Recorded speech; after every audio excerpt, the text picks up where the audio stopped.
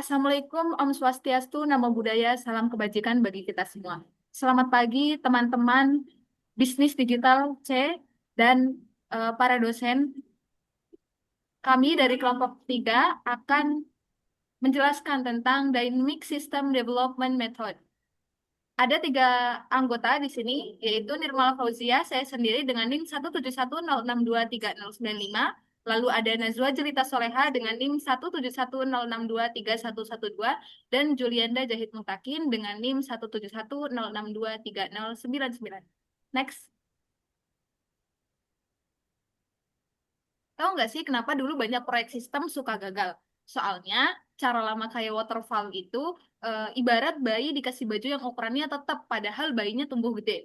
Jadi bajunya ketat dan nggak muat lagi. Nah, makanya dibutuhin cara baru yang lebih stretchy, kayak popok elastis, gampang ngikutin perubahan, cepet dipakai, dan tetap nyaman buat bayinya.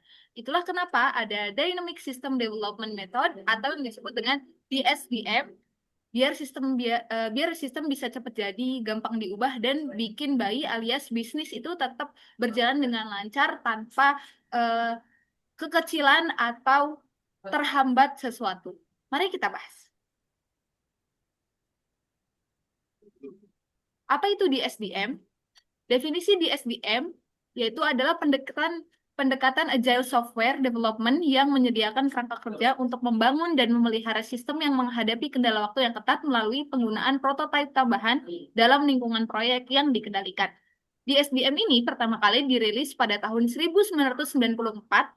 DSDM awalnya berusaha memberikan sistem disiplin pada metode Rapid Application Development atau yang disebut dengan RED. Next. Apa tujuannya? Yaitu yang pertama ada business value, yaitu menumbuhkan nilai suatu bisnis. Semua fitur, fungsi, dan aktivitas yang dikerjakan harus sejalan dengan tujuan organisasi dan memberikan return of investment. Yang kedua adalah user involvement, yaitu mengutamakan partisipasi aktif dari penggunaan akhir karena dapat mengurangi resiko kesalahpahaman sehingga hasil akhir lebih sesuai dengan ekspektasi. Yang ketiga adalah speed and flexibility. Karena ini kita menyesuaikan waktu, di SDM itu kan kayak kita punya proker tapi dengan waktu yang sangat singkat. Jadi harus cepat gitu, harus fleksibel juga. Nah, makanya sistem ini bisa dikembangkan secara bertahap, incremental delivery, sehingga pengguna segera mendapatkan manfaat di awal sambil tetap memberi ruang untuk penyesuaian. Next. Oke, untuk selanjutnya yaitu 8 prinsip dasar di SDM. Yang pertama yaitu fokus pada kebutuhan bisnis. Semua pekerjaan harus selaras dengan tujuan bisnis yang jelas dan memberikan nilai yang nyata. Lalu yang kedua, tepat waktu atau deliver on time. Waktu adalah prioritas utama, jadi proyek harus disiplin agar bisa selesai sesuai jadwal. Yang ketiga, kolaborasi. Tim, pengguna, dan stakeholder harus bekerja sama secara aktif untuk memastikan solusi tepat. Yang keempat, jangan kompromi dengan kualitas. Standar kualitas harus ditetapkan sejak awal dan selalu dijaga konsisten. Lalu yang kelima, bangun secara bertahap dari fondasi yang kokoh. Produk dikembangkan secara bertahap, mulai dari dasar yang stabil.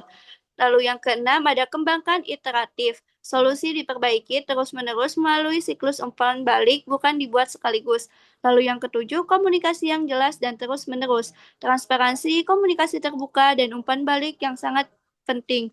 Lalu yang terakhir, kendalikan dengan menunjukkan progres harus dipantau dengan jelas melalui hasil nyata, bukan hanya dokumen. Oke, boleh di next.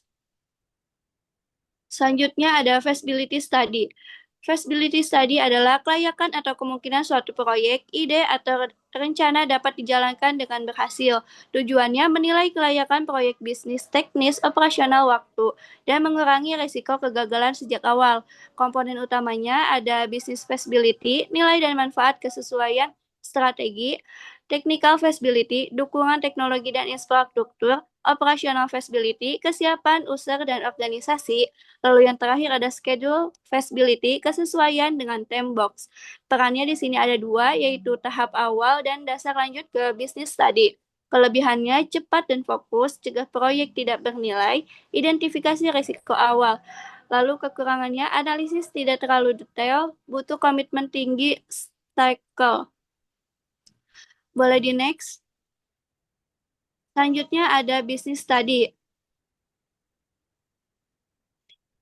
Business study adalah tahap awal dalam DSDM untuk memahami kebutuhan bisnis, tujuan organisasi, serta memastikan bahwa solusi yang akan dikembangkan selaras dengan strategi bisnis.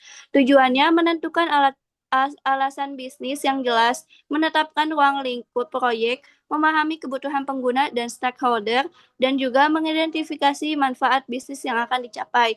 Komponen utamanya yaitu analisis visi dan strategis bisnis, mengidentifikasi proses bisnis yang relevan, menentukan prioritas kebutuhan Moskow, Must, Sold, Code, Won, menentukan bisnis case, alasan, manfaat, dan risiko.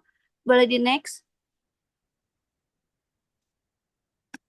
Oke, selanjutnya di sini ada teknik time boxing. Nah, apa sih teknik time boxing itu? Jadi, teknik time boxing adalah teknik manajemen waktu di mana suatu aktivitas itu dibatasi dalam jangka waktu tertentu yang sudah disepakati. Nah, tujuannya itu apa? Agar pekerjaan bisa selesai dengan tepat waktu dan tidak melebar ke hal-hal yang tidak penting.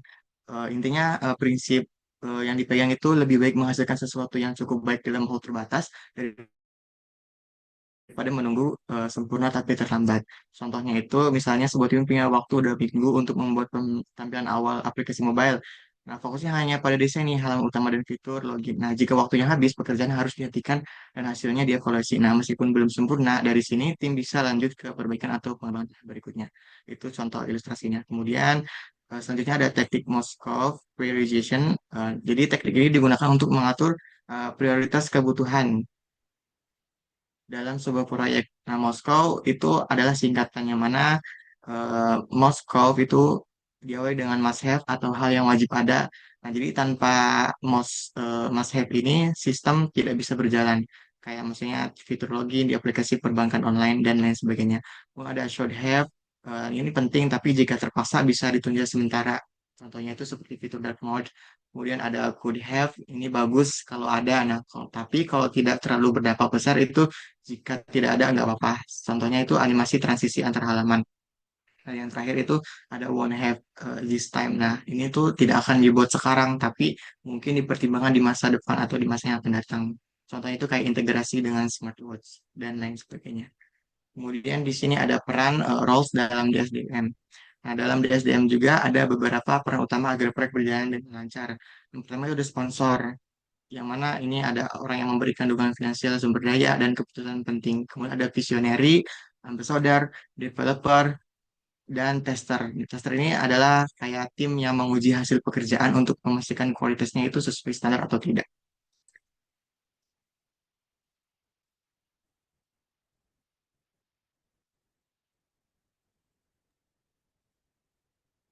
Selanjutnya akan dijelaskan oleh rekan saya.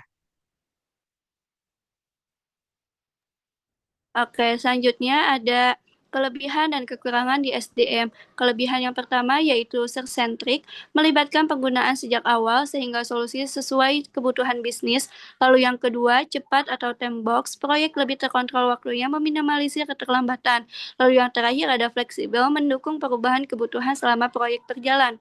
Dan di sini ada 3 kekurangannya, yaitu yang pertama butuh komitmen yang tinggi. User dan stakeholder harus aktif terlibat, jika tidak akan gagal. Lalu yang kedua ada tidak cocok semua proyek, misalnya proyek dengan regulasi ketat atau ruang lingkup yang kaku. Lalu yang terakhir ada perlu tim berpengalaman. Implementasi akan sulit jika tim belum familiar dengan Agile. Boleh di next? Jadi di sini ada studi kasus. Kami mengambil studi kasus dari implementasi DSDM pada e-learning dan satu Maniserjo Kota Madiun. Nah, di era digital ini kan sekolah dasar di Kota Madiun itu menghadapi tantangan besar dalam proses belajar mengajar. Nah, aktivitas pembelajaran ini masih dilakukan secara konvensional, jadi kayak guru menyampaikan materi secara tatap muka, siswa hanya mendengarkan dan mencatat, sedangkan tugas dan ujian diberikan secara manual. Nah, hal ini membuat siswa kurang mendapatkan akses informasi yang luas dan interaktif. Nah, untuk mengatasi masalah tersebut, peneliti mengembangkan sistem e-learning dalam metode DSDM ini. Nah, tujuannya adalah mempermudah guru dan siswa dalam mengelola jadwal pelajaran, materi tugas, absensi, dan ujian. Dan dengan pendekatan DSDM ini, proses pengembangan dilakukan secara bertahap dan iteratif sehingga kebutuhan nyata pengguna bisa terakomodasi dengan baik. Nah, tahapan yang dilalui oleh DSDM pada Learning SDN 1 Modern Graduate ada studi kelayakan, studi bisnis, functional model iteration, terus design dan prototype iteration, dan terakhir itu ada implementation-nya. Nah, dalam implementasi ini mereka menggunakan teknik Moscow version agar mereka bisa memilih fitur-fitur yang bagus untuk digunakan. Nah, kesimpulannya dari studi kasus ini adalah jadi SDN 1 Manis Rejo itu menunjukkan bahwa metode DSDM itu sangat efektif untuk mengembangkan sistem e-learning yang sesuai dengan kebutuhan nyata pengguna dengan pendekatan literatif, keterlibatan pengguna, serta teknik time boxing dan Moskov. Jadi pengembangan menjadi lebih terarah, cepat, dan responsif terhadap perubahan. Selanjutnya di sini ada kesimpulan. Jadi kesimpulan ini SDM itu merupakan salah satu metode pengembangan sistem agile yang lahir di Inggris pada tahun 1994 sebagai respons terhadap kebutuhan akan fleksibilitas yang tidak dapat dipenuhi oleh metode waterfall yang lebih kaku. Inti dari DSDM adalah pendekatan adaptif yang mengutamakan keterlibatan pengguna, kolaborasi tim, dan fokus pada kebutuhan bisnis untuk menghasilkan solusi yang bernilai secara cepat. Ini ada daftar pustakanya. Mungkin sekian presentasi dari kelompok 3. Bila ada kesalahan, mohon dimaafkan. Wabillahi taufiq wal hidayah. Wassalamualaikum warahmatullahi wabarakatuh.